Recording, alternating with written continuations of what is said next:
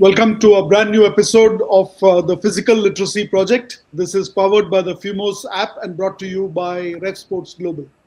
On the show, I have some senior panelists, people who are both academics, who are practitioners, administrators, technologists, and research scholars in the area of sports. And we're going to talk about a very important and significant aspect of physical literacy, which is the area of mental health. Rajesh, you've been a senior professional as to governance, risk, and you've consulted with a lot of companies, both in the government and private sector. Now you are at the helm of Next Sports and leading the FUMOS app, which is really making the process of physical literacy a systematized process. Question to you, Rajesh, is how does making small daily movement routines improve the focus and mood for children at a school level? I think great question, Ashok. I would say physical activity, or for that matter, movement, is a fundamental to your mood and to your cognitive function. Physical activity, stimulates your brain, improves your blood supply, oxygen supply, and has a direct correlation to your cognitive functions, like be it memory, be it your ability to concentrate, be it your ability to learn faster, all of that. And very important is to make sure that, and I think the word which you used, it's not about trying to take the cover of your treadmill by hitting the gym and doing a 2 hour of treadmill. That's not. I mean, it's about incorporating into your daily life meaningful, sustainable, small routines that you can keep going throughout your life. So it's about that, exactly as you said. And studies have proven that even in a child's evolution, having a physical activity, 15 minutes of whatever that is, whether it's walking, be it swimming, be it some aerobics, just before a work session or a study session, actually makes a serious a difference to the way the child actually behaves and does well in that study session. So I think it's extremely important. It's the best antidepressant. We talk about depression in today's age, but I think a very active physical life, someone who enjoys physical activity, I think that's the best way to manage stress. In today's world, this is the best antidepressant. And I think the most important thing, again, I would say, is our physical education today has a lot to desire. Is a lot to desire, I would say, because it doesn't engage students. Yeah. Thanks for that, Rajesh. I've been looking at the grade 1 version of the FUMOS app. Boria, I'm going to come to you and ask you this question. This conversation around mental health, and you've been championing it for several years now. When it comes to mental health in sport, are we too elite focused when it comes to this concept? Is there a need to democratize this down the line up to the school level? What is mental health? The moment you go and say, I have fever, you will say, okay, go and check with a doctor. You say, I have pain in my knee, go and examine yourself with a doctor. You say, I'm not feeling well, I'm feeling depressed. Arey yaar, koi problem nahi hai, kal theek ho jayega. What do you mean kal theek ho jayega? It is an issue. Do we even accept it? I am not well. Mentally, I am feeling down. I can't. Just like a physical ailment, I'm entitled to feeling down. I'm entitled to feeling sad, dejected, nervous, negative, anything. I've not had a good day. I'm exhausted. Mentally, I'm not feeling up to it. Don't worry, it's all bogus. Don't get it into the mind. Tomorrow you'll be fine. What do you mean? In our country, only now this has become a fashion. Mental health for elite high performance athletes. What do you mean? Every person has mental health issues. You don't, I don't. But the moment we say Mental health, you take it to suburban India, people will say either pagal hai or they'll say iska to koi kuch issue hai. We will not even take it seriously. Forget anything else. Today, counseling is still considered pejorative. That I go to counsel myself. Arey, there must be something wrong with you. So these are deeply ingrained. Imagine a child, 10, 11, 12, 13, telling her peers in school, I am not feeling well, and or I have to take psychological, whatever, counseling lessons. Will he or she be treated as normal? These are fundamental questions. And by the way, when you are addressing physical literacy, there is no physical literacy without mental literacy. It can't exist. There is no physical health or physical literacy without mental literacy. Both are synergistic. So I think that's where this FUMOS app, if you see the app and go deeper, assessment, structure, the way if there is a tool for the teachers, that's where I think these fellows have been able to crack it. It's not just an abstract concept that we used to talk about. They've been able to give it a kind of a, how do I put it? It was subjective earlier. They've tried to make it objective. I'm not saying it's 100%. It's still, a product which is evolving, but it gives me hope. Because in my case, I've gone through this. I've gone through this. I've seen children suffer. But every time, kal theek ho jayega. This kal theek ho jayega attitude is not the way to address anything to deal with mental health. Well said. Well said. I think that ad hoc approach really doesn't work. It's a malaise that we have. Okay, we also have Gargi joining us. Gargi Raut has played cricket formally and is now pursuing a journalistic career. Gargi, I'm going to ask you something related to, in fact, to be honest, this question was actually prepared in a different context. But as I heard Rajesh and Boria speak about mental health, I'm tempted to ask you this question. Did you ever feel not good enough as a child athlete, when you were beginning to play sport? And how did that feeling impact you? It was there for a long, long time. In fact, looking back on my career, I still feel it. And we all feel it, be it no matter what, walk of life we are in. We always feel like we're not good enough. But that's a different feeling in sport, And in sport, what happens is, for me personally, it wasn't like a one big failure that made me doubt myself.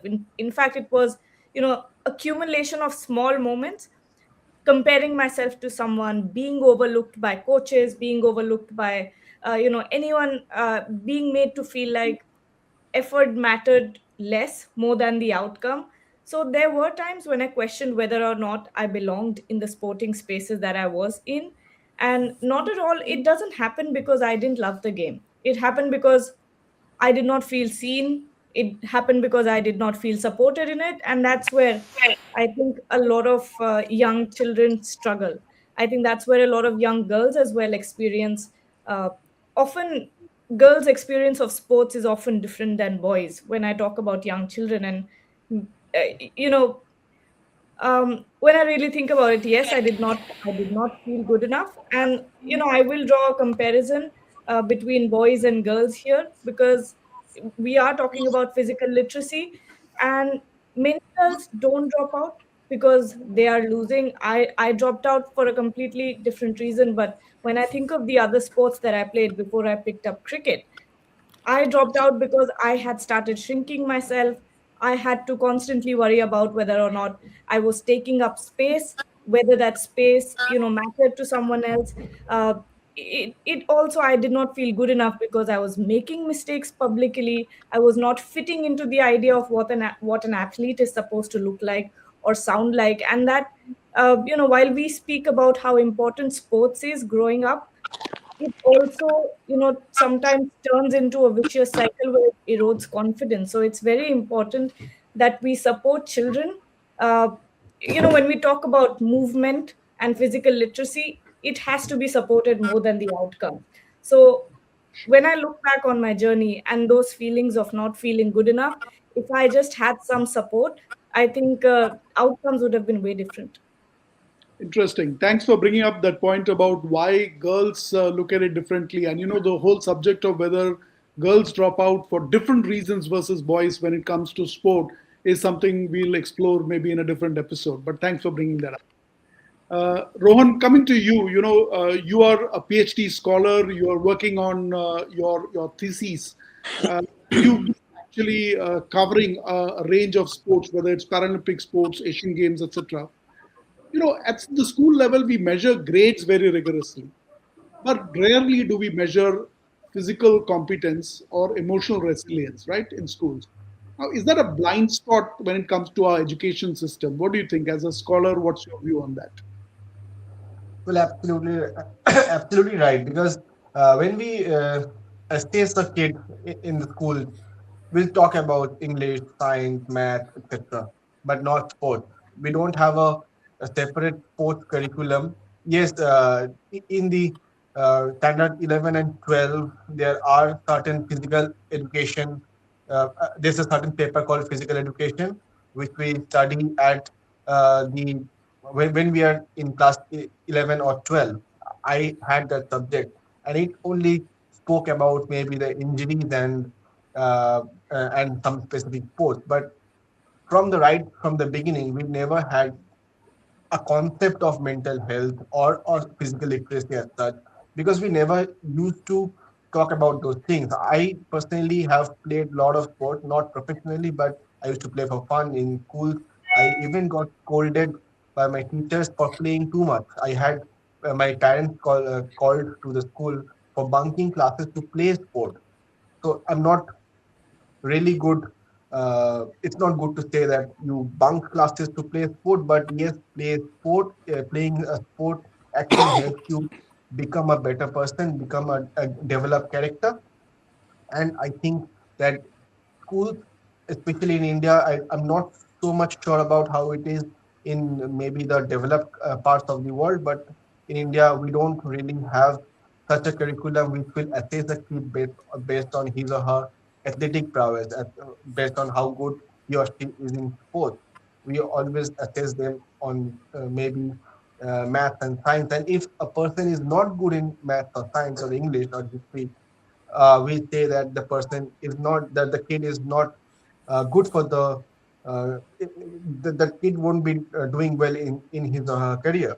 So I think that's a big blind spot in our entire assessment system, in the education system. And talking about, as we are speaking about mental health, I think playing sport, I can speak for myself. When I used to play regularly, I used to be much more focused in my studies. And right now, in this rigorous day and age where we can't actually play regularly, because it's not about also finding time, but it's also finding the right people to play with. All of my friends are maybe in Bangalore, Pune, or Hyderabad in their own career, right? So we can't play much. So right now, uh, we are always working out maybe in gyms and all, but we had a good childhood that we got to play. But when I look at the younger child, my sister, and the kids nowadays, they don't really get to play much because of the rigorous academic curriculum that the Indian school system imposes on them. So I think uh, that's where the Humos app really comes into play, educating not only the child but also their parents in this aspect, where they can actually integrate physical literacy and academic literacy together and learn the importance of the entire thing. Got it. Got it. Jamin, coming to you, you've been a senior finance professional now on the board of several companies.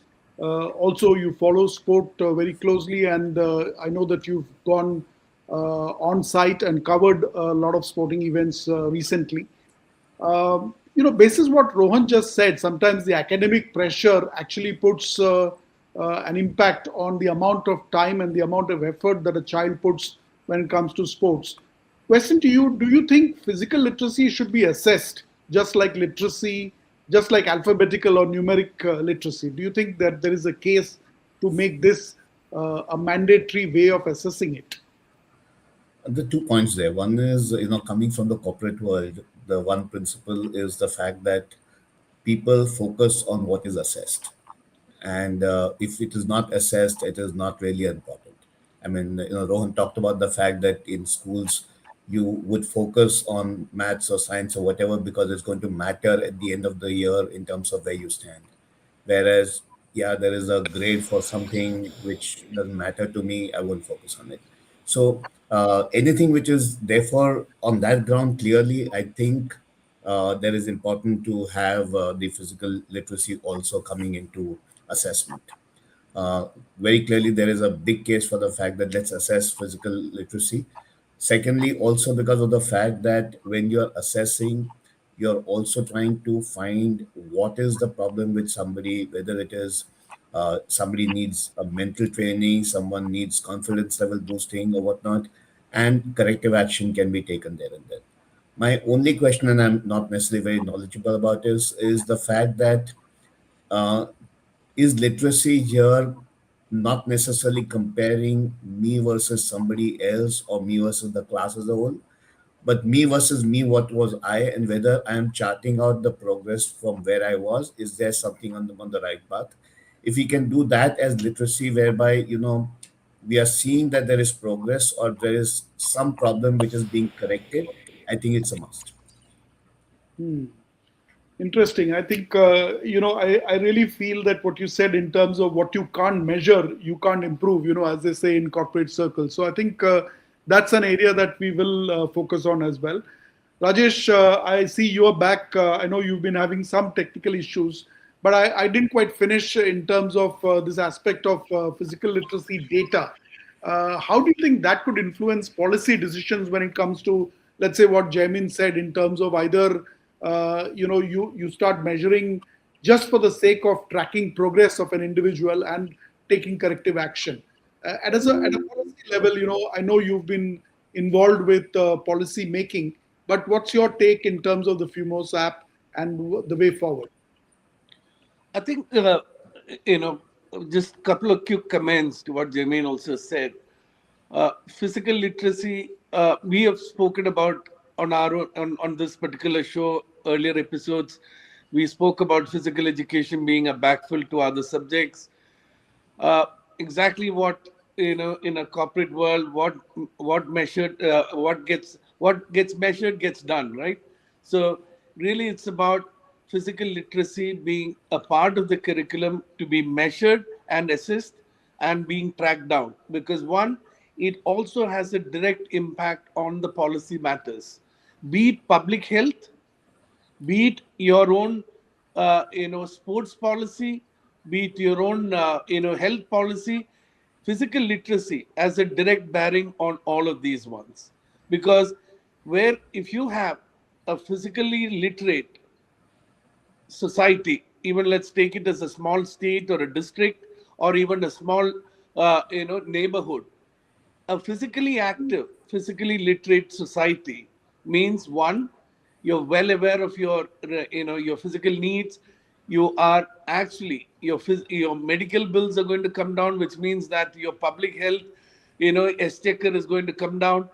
Your own approach towards, sports has a very different attitude. So at a policy level, right, whether it is from an educational standpoint or for that matter, health policy, physical literacy is an important quotient. It's an important reference point for the state to understand how good or how active, whether you have a active or a inactive population leading to a lot of public exchequer going into your public health. These are important. It's a very important barometer. And I think physical literacy has to be tracked down, assessed, and which is why at a school level, it's an important starting point to actually have that. And even beyond that, and at a state level. And, as I said, our founding partners in FUMOS, we're part of a project funded by ICSR, which is a government body, which have actually asked us to actually study this project of physical literacy in 4 states and what impact it has on policy matters at a state level and how it can positively contribute to a healthy society. So I think at a national level, physical literacy is getting the right attention, and I think this is something to be it's noteworthy. And I think so that sums up for me at a policy level. State has started to see the benefits of physical literacy, and it will continue to take shape. Interesting. I think you've thrown up two aspects. One is the research bit of it, and the other is the specific question of policy. On the bit on policy, I must go across to Boria, and I know he's been involved with the education bill, the sports bill. Boria, your take in terms of how does tracking of physical literacy data, either from a physical perspective or from a mental health perspective, how does this influence policy decisions? Hugely, because then only if you are able to do that, right, you will be able to incorporate it in the new education policy. You heard Rohan say that the focus is more on numbers. You've heard Rajesh say, you've heard Jaimin say. Now, in the new education policy, if you actually read the fine print, you will see that there is a significant focus on physical literacy in the way that you try to understand its importance.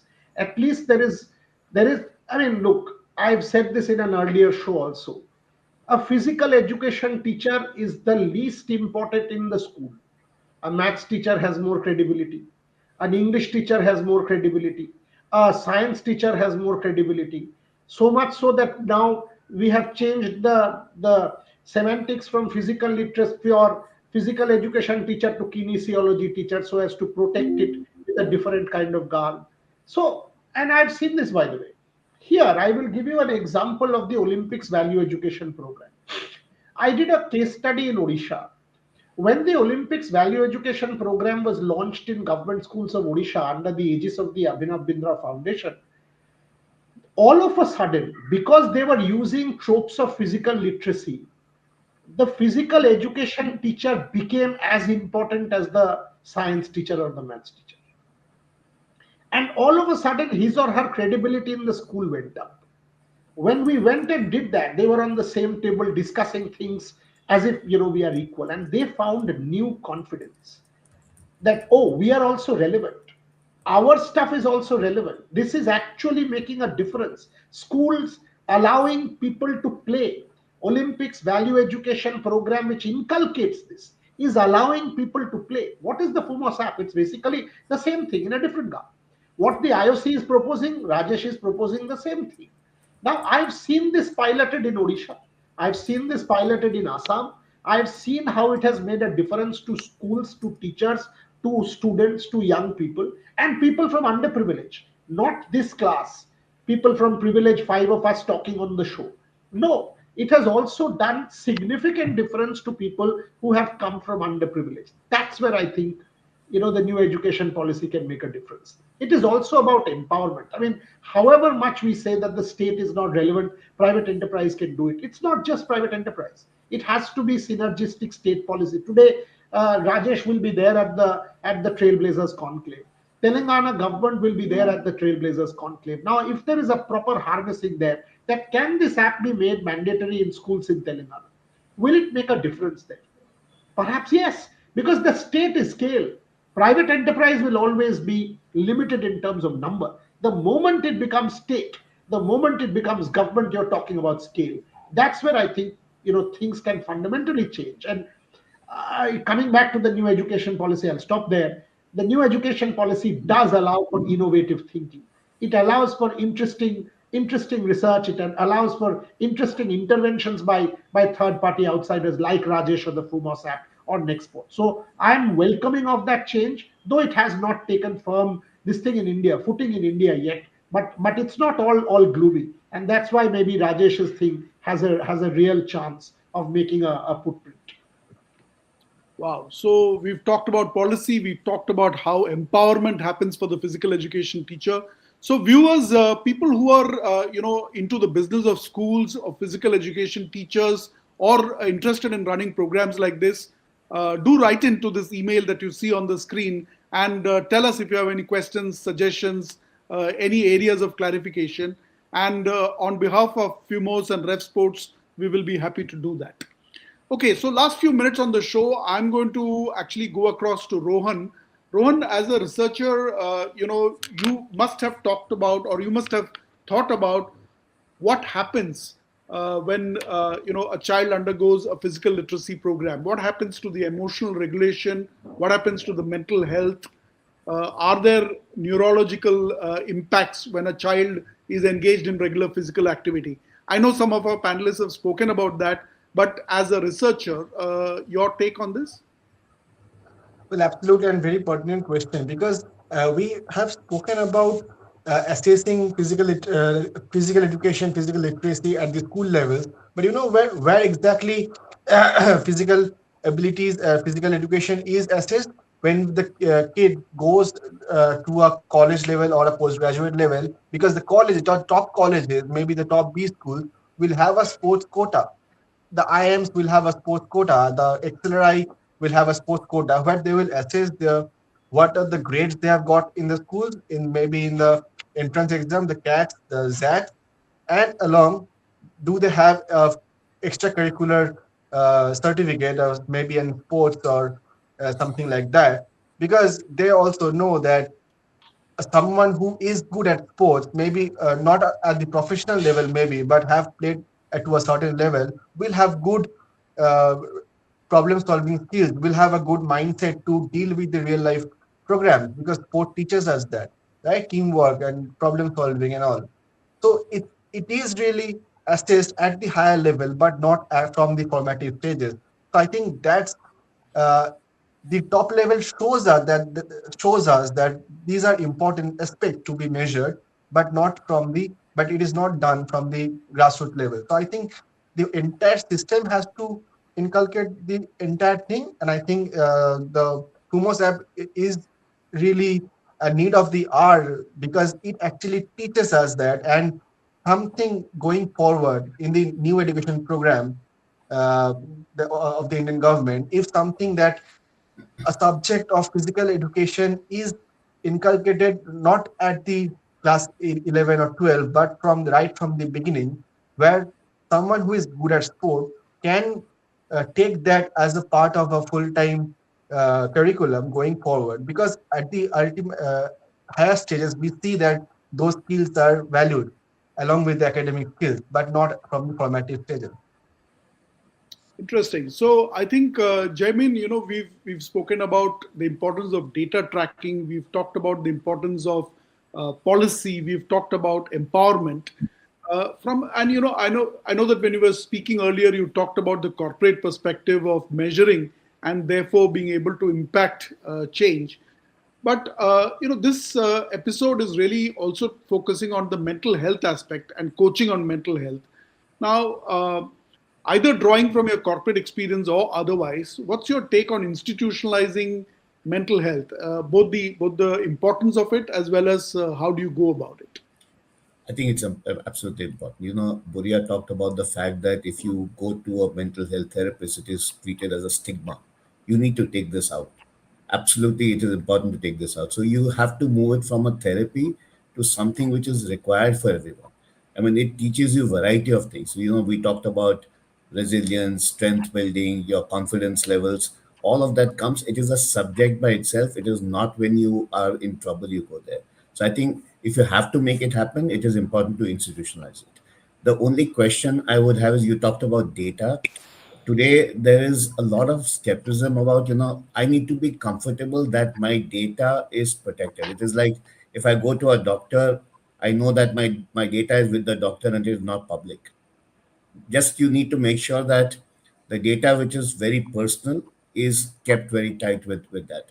Otherwise, it's very, very important to we are at a stage that it's time to institutionalize the mental training also. Interesting.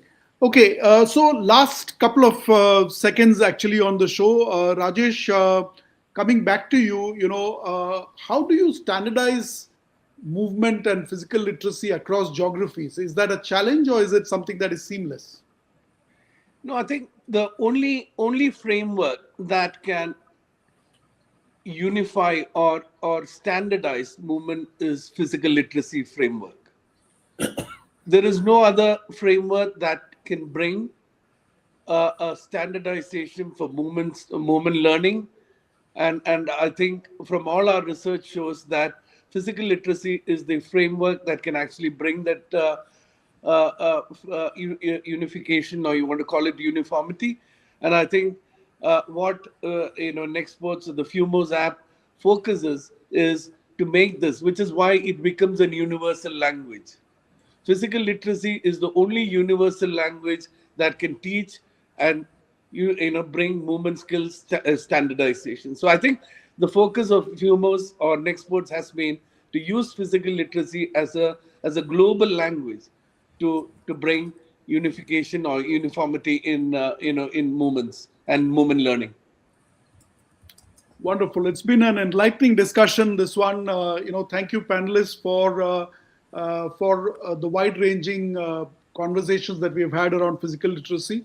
I think the panelists have agreed that we need to move from an ad hoc system to one that is measured using data, and in turn, which goes on to then empower the physical education program, the physical education instructors, the physical education period, so that it doesn't fall at the mercy of backfills, like Rajesh keeps saying. Also very interesting is the note on which Rajesh summed it up, saying that physical literacy then becomes the only universal global language. And I think we are committed to that. And I think that's really what Nextports and the team at Fumos is really working towards. I think every conversation really opens up new vistas for more conversations around physical literacy, mental health, and what it can do to impact the social and the sports ecosystem in the country. So keep watching this space. A lot more conversations coming our way. Thank you, Rajesh, Boria, Jaimin, and Rohan for a really engaging conversation.